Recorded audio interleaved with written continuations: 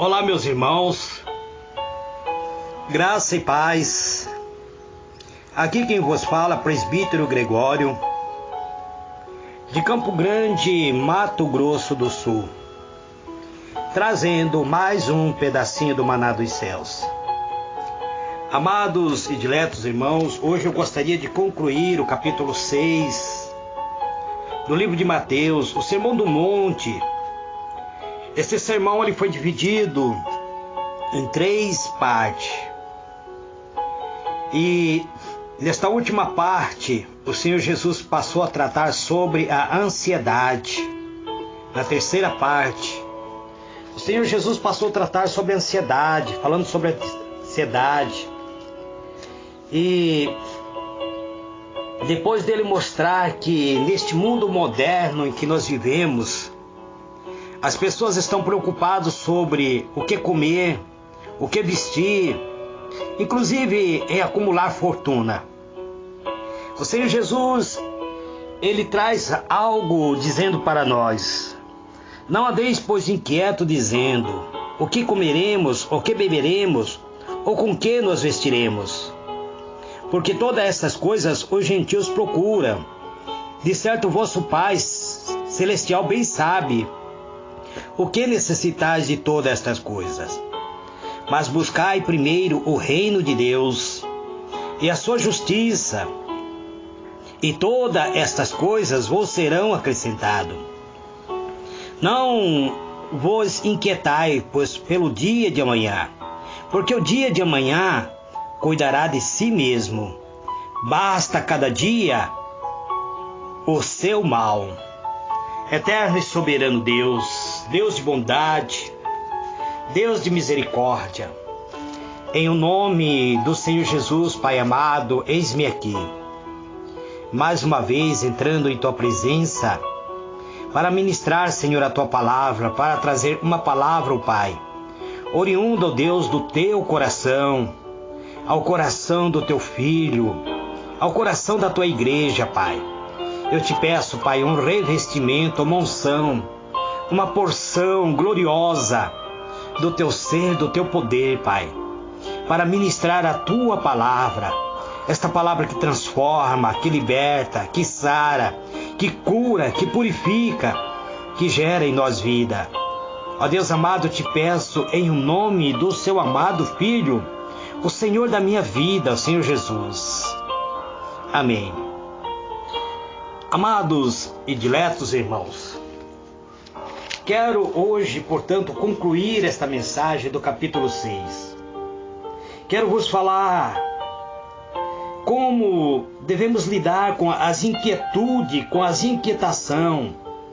O Senhor Jesus traz algo falando sobre como devemos lidar com as inquietações. Por fim, o Senhor Jesus sugere 2 modos de derrotarmos a ansiedade.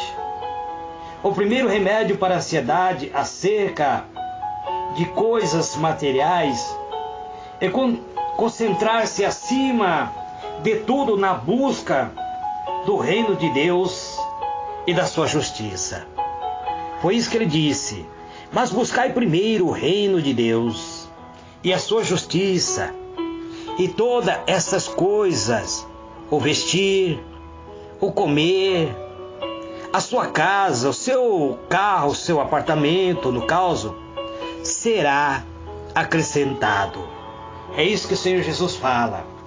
Então ele traz-nos que devemos buscar primeiro o reino de Deus e a sua justiça. A busca pelo reino de Deus e a sua justiça deveria ser o foco da vida de cada discípulo do Senhor Jesus. A busca pelo reino de Deus deveria ser a nossa prioridade. Deveríamos almejar o reino de Deus com toda a nossa alma, com todo o nosso intelecto, com todo o nosso coração. Deveríamos almejar fazer parte, ser integrante do reino de Deus, ser alvo da justiça de Deus. Portanto, a busca pelo reino de Deus deveria ser o foco principal da nossa vida. Este reino, amado, significa um reinado de Deus sobre o ser humano, sobre a nossa vida, sobre os nossos pensamentos. E quando este reino se estabelece sobre alguém, este reino ele traz justiça, ou seja, ajusta, põe em ordem, coloca tudo aquilo que está em desordem, ele coloca em ordem a casa, deixa cada coisa no seu devido lugar. Justiça significa ordenança, significa colocar as coisas em ordem, que venha estabelecer a ordem. Quando diz a justiça foi feita, então estabeleceu-se as ordens. Estabeleceu-se tudo aquilo que estava desalinhado passou a ficar alinhado, passou a ser estabelecido a ordem, para que assim o bom andamento continua fluindo na vida do ser humano. Uma outra coisa, amado, que o Senhor Jesus traz aqui para nós. Portanto, já vimos que buscar o reino de Deus e fazer a vontade de Deus é a mesma coisa. Quando Jesus diz que devemos fazer a vontade de Deus e devemos buscar a justiça de Deus, então ela é a mesma coisa. Portanto, a aceitação da vontade divina e o propósito de pô-lo em ação em nossa vida é a primeira derrota da própria preocupação. Quando você passa a agir segundo a vontade de Deus, você está derrotando a própria preocupação, a própria ansiedade. Muitos, amados, muitos pregadores têm distorcido esse texto, sugerindo que as pessoas buscarem o reino de Deus e a sua justiça, então ele, o Senhor, irá conceder abundância material, riqueza, prosperidade. Tudo o que pedirem, obviamente, eles ignoram a mensagem de Cristo, o ênfase dessa passagem. Observe o que a promessa de Jesus, no final do versículo 33, diz: e de que Deus atenderá às necessidades básicas, à nossa existência, e não ao nosso desejo por coisas material, por coisas superfluas que muitas vezes não terá nenhum benefício para a nossa vida.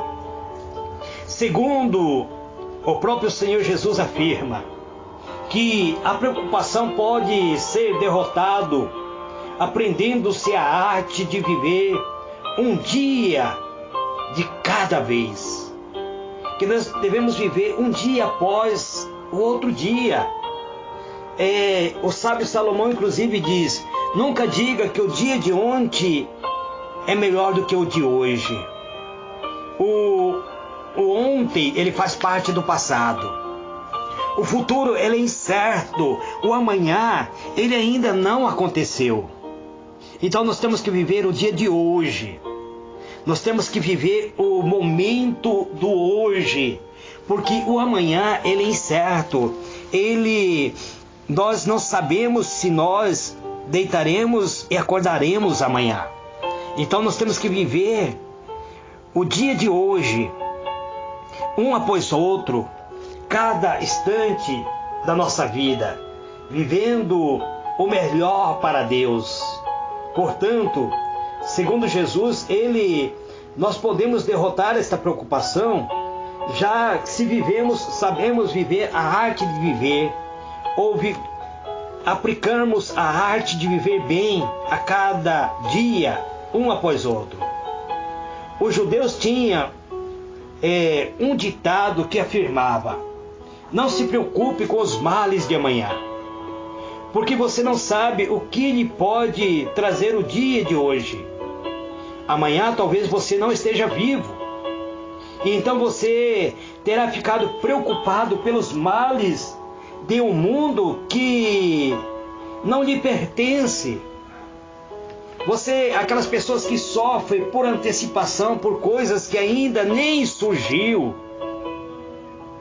Essas pessoas estão sofrendo por um mundo que ainda não aconteceu, por algo que ainda nem poderá acontecer. Talvez você nem irá vivenciar o dia de amanhã.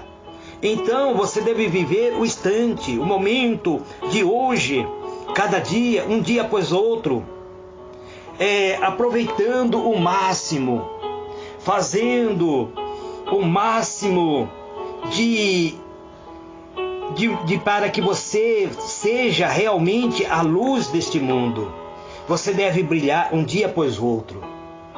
Se hoje você fez algo benevolente, algo de bondade, amanhã você deve procurar fazer o melhor, para que assim você cada dia possa brilhar mais e mais. A palavra do Senhor diz que a vereda do justo é como a luz da aurora, que vai brilhando mais e mais, até se tornar dia perfeito.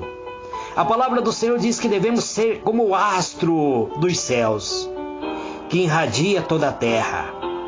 Você deve passar nesta vida, e quando você for ceifado, quando você passar para o mundo do porvir, a sua memória seja perpetuado como alguém que realmente valeu a pena ser conhecido, como alguém que realmente foi importante para este mundo. Ah, presbítero, mas eu não tenho qualidade, eu não tenho estudo, eu não tenho uma faculdade, eu não tenho riqueza material. Mas você é a luz, você é o sal. Como a luz, você irradia a graça de Deus. Como sal, você tempera esta terra. Então, aonde você passar, algo de bom deve acontecer. Se você orar, interceder pela graça de Deus, o milagre tem que descer. Se você declarar a cura para alguém, esta pessoa deverá ser curado, porque você é parte integrante do corpo de Cristo. Se você passou e onde muitas vezes as pessoas estão tristes, você deve determinar a alegria, e a alegria virá, porque onde há luz, há abundância de alegria. Então você deve viver cada instante, cada momento da sua vida, como se fosse o único dia importante de viver este momento. É isso que o Senhor Jesus nos ensina.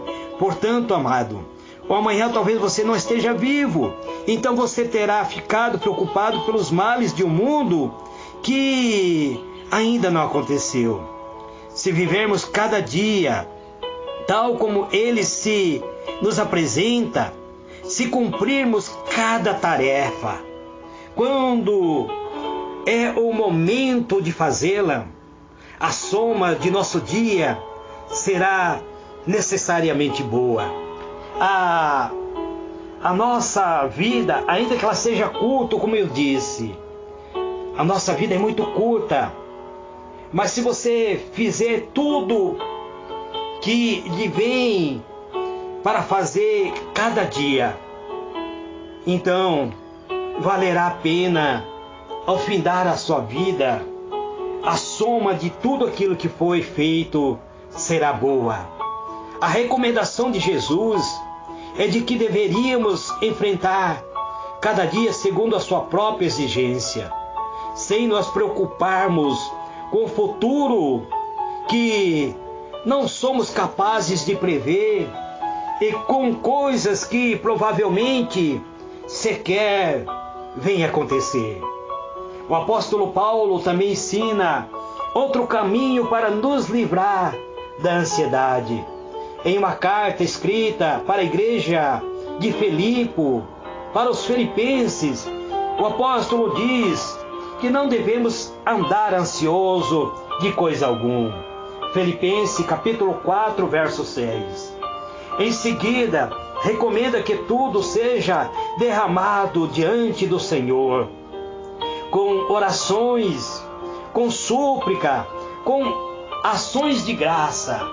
Quando ele diz tudo mesmo.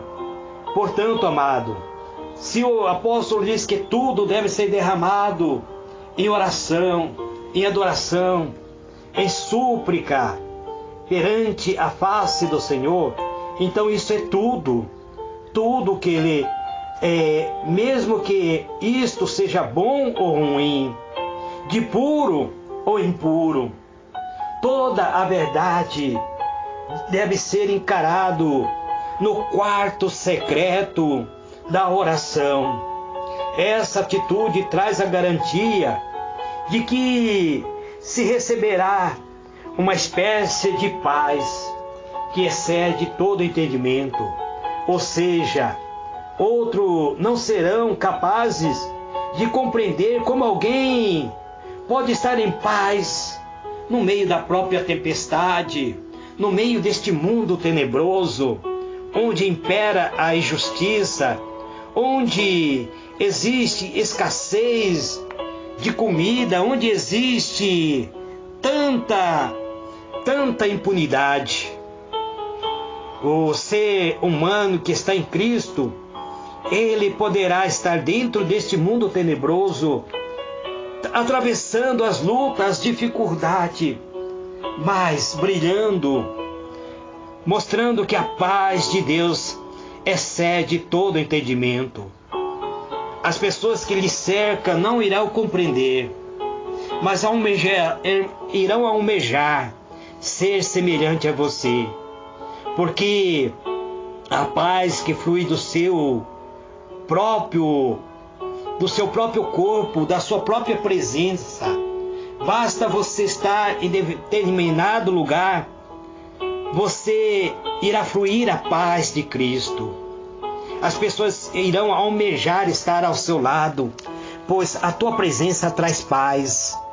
Esta paz que excede o entendimento das pessoas que não irão te compreender, mas almejarão ter a mesma paz que você tem. Por quê? Porque tudo o que é certo ou o que é errado que você fez, tudo que você praticou, você irá conversar com Deus no seu quarto secreto da oração. No momento em que você se prostra, você não irá esconder nada de Deus. Você estará falando para Ele. Ainda que você fez algo que maculou a tua alma, algo de ruim, você deve chegar na presença de Deus e dizer: Senhor, realmente eu pequei. Foi o que o filho pródigo fez. Quando ele retornou à casa do pai, ele disse: Pai, pequei contra os céus e contra ti. Não sou digno, Pai. Mas o pai amoroso abraçou, lhe deu o melhor vestido, sacrificou a ovelha cevada e lhe pôs um anel em seus dedos. O anel é o símbolo do Espírito Santo. O anel é o símbolo da graça, do perdão, da benevolência de Deus. Amados, então mesmo atravessando tempestade, você poderá ter paz em seu coração. Toda vez que surgir uma preocupação, antes que ela se transforme em ansiedade, apresente no quarto secreto da oração. Apresenta-te a Deus por meio de uma oração, de uma súplica, de uma adoração, combinada com ações de graça. Quais são as ações de graça, amado? É um sacrifício, uma oferta? Não. A ação da graça é o louvor que você ofertará a Deus, o louvor da tua alma, a dedicação do teu coração sendo derramado na presença de Deus, a oração, a intercessão, a adoração. Isto é ação de graça. O resultado disso é que a paz de Deus, que é muito mais maravilhosa do que a mente humana pode compreender, conservará a mente e o coração de você na calma e tranquilidade à medida que você confia em Cristo Jesus. Versículo 7 do capítulo 4 de Filipenses. O apóstolo Pedro reforça aquilo que o apóstolo Paulo disse. O apóstolo Pedro, ele diz da seguinte maneira, que o Senhor nosso Deus, ele é um Deus de bondade e de misericórdia. O apóstolo Pedro fala sobre a benignidade de Deus, ao dizer: lance sobre ele toda a sua ansiedade, porque ele tem cuidado de vocês.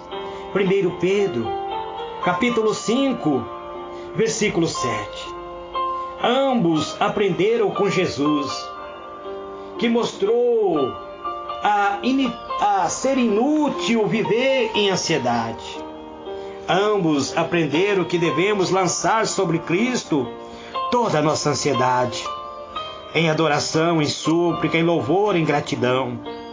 Devemos entrar no nosso quarto secreto da oração e não esconder nada do nosso Pai, que está em secreto. Foi por isso que o Senhor Jesus disse: é tu, quando orares, entra no teu quarto, fecha a tua porta e ore em oculto ao teu Pai, que está em oculto, e Ele te recompensará. O Senhor Jesus falou da intimidade, da oração íntima, daquele momento íntimo de comunhão, que você estará dialogando com o Pai, derramando perante Ele toda a tua ansiedade. O Senhor Jesus estava tratando de algo em comunhão, não sobre a coletividade, não sobre a oração em pública.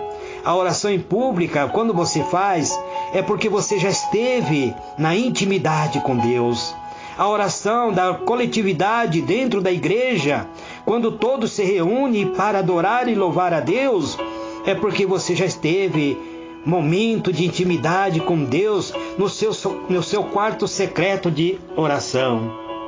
Após afirmar categoricamente que não devemos andar ansioso, Jesus nos aponta para o fato de que não devemos esquecer do valor da vida, do corpo, do fato de que o Senhor conhece nossa necessidade.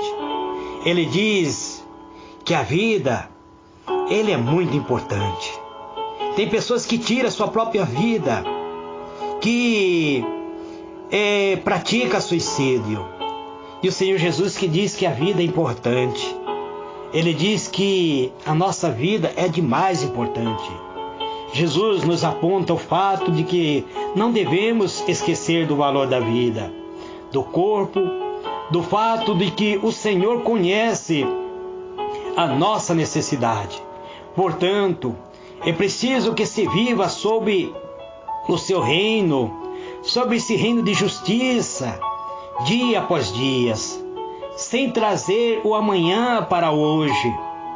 Toda esta afirmação sendo vivenciada de modo constante, impede a instalação da ansiedade na mente, na alma do ser humano. Livra o ser humano da ansiedade. Você estando livre da ansiedade, você não terá angústia, você não terá depressão, você não sofrerá doença da alma. Você terá paz, a paz interior, a paz oriunda do Espírito de Deus, a paz oriunda do poder do alto, o poder que vivifica, que transforma, que suscita a paz. O salmista disse: na minha angústia clamei ao Senhor, e Ele me livrou de todo o meu temor. Na minha angústia, supliquei a Deus, e Ele inclinou-se para mim e ouviu o meu clamor. O salmista, ele sabia que no momento de angústia, a única maneira era entrar na presença de Deus. E Deus estendia sua mão, livrava de todo o seu temor, dava refrigério para a sua alma, dava acalento para a sua alma, acalentava ele, colocava ele em alto refúgio, pois o Senhor é a nossa fortaleza, o Senhor é o nosso castelo forte. Se você crer, você pode viver cada dia, um após outro, o melhor desta vida, tendo paz dentro da tua alma, tendo paz dentro do teu coração, tendo paz com a sua vizinhança, tendo paz dentro do seu comércio, tendo paz dentro da tua empresa, tendo paz junto com os seus funcionários, tendo paz no seu casamento, no seio da tua família. A paz que gera alegria em tua alma, ele está disponível para ti. Basta viver o momento certo, buscando o reino de Deus e a sua justiça, e estas demais coisas será acrescentado. Não viva ansioso pelo dia de amanhã.